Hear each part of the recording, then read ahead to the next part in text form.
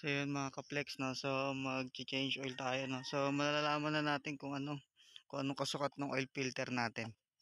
So yun mga ka-flex, no. So bibili tayo ng oil filter nito. Ito yung stock eh. Ayan, so kasukat siya, no. Ayan. Ayan.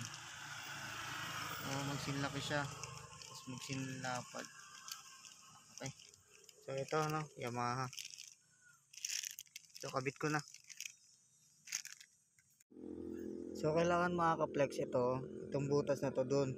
Kasi may butas yun doon. So may butas doon, no. Kailangan ito. Ayan.